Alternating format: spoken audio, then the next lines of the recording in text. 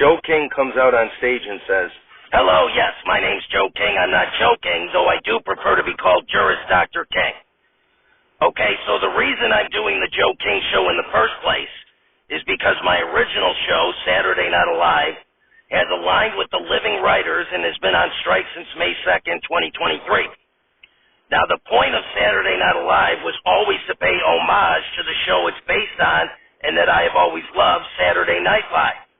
Therefore, when we can, even on this show, we'd like to pay tribute to SNL in some way.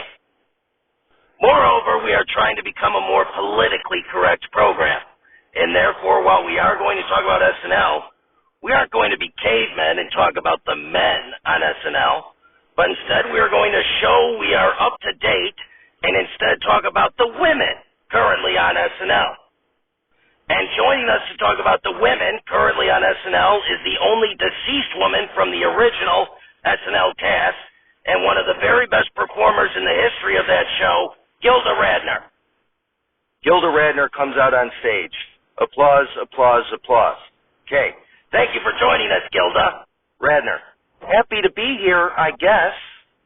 Okay, very good. Now, I'm not going to bring up SNL cast member Molly Carney because even though I'm 99% sure she has a pussy, she identifies as a non-binary. Is that okay with you? Radner, of course, that's what I'd expect. I don't even think you need to acknowledge it. Okay, oh shit. Was acknowledging it politically incorrect? Radner, I think saying you believe Molly has a pussy was a bit much. Okay, shit, well, I'm still getting there, okay? Anyway, please forgive me. Anyway, let's go in alphabetical order of these ladies. So first off is Chloe Fineman, and let me say, Chloe's a real fine piece of ass. Radner, excuse me? Okay, is there a problem, Gilda? Radner, I thought you were trying to be more politically correct. Okay, yeah? Radner, well, calling Chloe a real fine piece of ass isn't exactly the most politically correct thing to say. It sounds like you're objectifying her based on her sex appeal. Okay. Jesus, you can't do that anymore?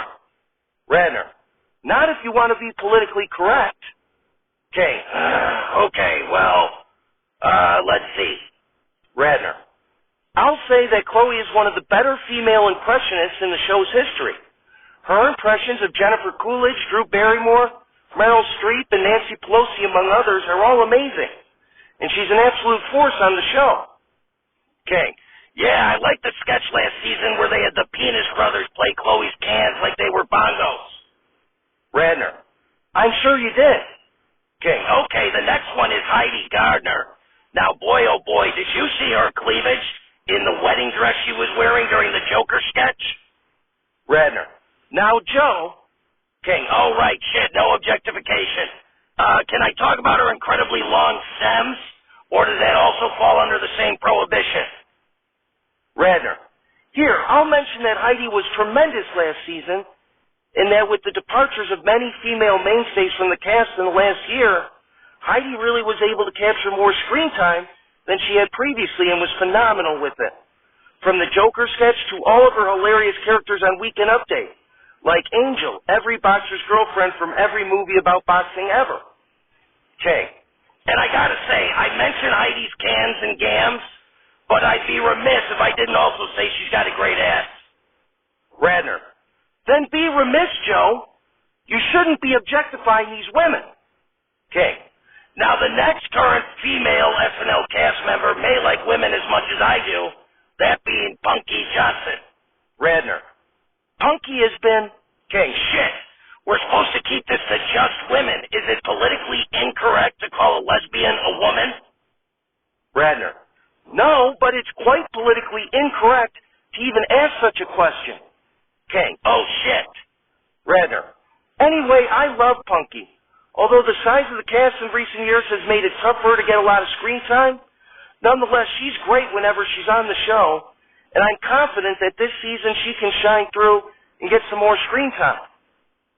Okay, very good. And next is another African-American female cast member, though by all accounts, this one likes men, thankfully for men, that being the beautiful and big-bootied Ego Wodim. Radner, now, Joe, Do you really think calling an African-American woman big-bootied is politically correct? King, what? I thought their milkshakes bring all the boys to the yard. Can I not say that? Radner. Anyway, Ego had quite a breakout this last season, whether it was playing an old neighbor to an exorcism or her viral character Lisa from Temecula. Ego was tremendous on all fronts and by all accounts has to be considered one of the better talents on the show. King, damn right, it's better than yours. Okay, anyway, finally, we have last but certainly not least, a lady that makes me as hard as a rock, the incredibly sexy Sarah Sherman. Radner. Really? You don't think saying Sarah makes you as hard as a rock is completely inappropriate? King, I suppose I'm having a hard time straddling the line between a nice compliment and inappropriateness. Now, speaking of straddling... Radner, let me just cut you off to say that Sarah is one of the bright young stars of the show, and she sure earned her stripes as a featured player. Last year she was incredible with her Francine roller coaster character, and she absolutely kills it on Weekend Update with her Sarah News segment. She's a force to be reckoned with, that's for sure. King, my loins agree. Gilda Radner on the women of SNL, everybody. Applause, applause, applause. King walks off stage and onto another stage, sits at a seat behind a desk and says, "Please welcome to the program one of the most famous icons of the 20th century, Hugh Hefner." Hugh Hefner emerges from behind a curtain in a robe, smoking a pipe, and waves at the audience. Applause, applause, applause. Hefner walks over and takes a seat next to King's desk. King, welcome to the show, Hefner. Thank you for having me. King, what did you think of our prior segment with the SNL women? Hefner. Some very sexy ladies there. I would have liked to have gotten them into my magazine. King, and into your bed. Hefner. You bet. King, very good. Now, you were born in 1926 in Chicago. To Glenn, an accountant, and Grace, a teacher? Hefner. That's right. King, you know, I'm from Chicago. Hefner. Now, really? I thought you were just an alter ego. King, well, I should say my original ego is from Chicago. Anyway, after high school, you served in the military from 44 to 46 as a U.S. Army writer for a military newspaper? Hefner. I didn't like the military much. It was very monotonous, and I was not fond of the strict discipline, preferring instead a more relaxed and creative environment. King, well, thank you for your service nonetheless. Those newspapers weren't going to write themselves. Hefner. Right, AI wasn't around yet. King, now after the military, you graduated from the University of Illinois in 1949 with a bachelor's in psychology and a double minor in creative writing and art, having earned your degree in 2.5 years. Now, after graduation, you took a semester of graduate courses in sociology at Northwestern, but dropped out soon after? Hefner. I was taking psychology courses which I found boring and irrelevant, and I just wasn't all that interested in the traditional college experience, with all the rules and regulations. I wasn't able to express myself freely. Plus, I had already developed my ideas for Playboy and felt like school was just getting in the way of that. King, very good. So how did Playboy come about then? Hefner. Well, I was working for Esquire as a copywriter and left after I was denied a $5 raise. So in 1953, I took out a mortgage loan of $600 and raised $8,000 from about 45 investors, including $1,000 from my mother, not because she believed in the venture, but because she believed in her son, in order to launch Playboy magazine. The first issue was published in December 1953 and featured Marilyn Monroe from a 1949 nude calendar shoot she did under a pseudonym. That first issue sold more than 50,000 copies. King, very good. Now, did you ever bang Marilyn Monroe? Hefner. No, I never met her, actually. But I bought the cemetery next to hers at the Westwood Village Memorial Park Cemetery in 1992 for $75,000. So naturally, I've run into her quite often in the afterlife. King, very good. Now, from there, Playboy took off, and you were the chief creative officer of Playboy Enterprises, the publishing group which operated the magazine. However, despite all the glitz and glamour, you were arrested in June of '63 for promoting obscene literature after you published an issue of Playboy featuring nude shots of Jane Mansfield in bed with a man present. Hefner. Yes, the case went to trial and resulted in a hung jury. King. So the man with Mansfield wasn't the only one who was hung, eh? Anyway, during the Civil Rights Movement in 1966, you sent a black man, Alex Haley, to interview the founder of the American Nazi Party, George Lincoln Rockwell? Hefner. I sure did. Rockwell only agreed after getting assurances that Haley wasn't also Jewish. King. Oy vey.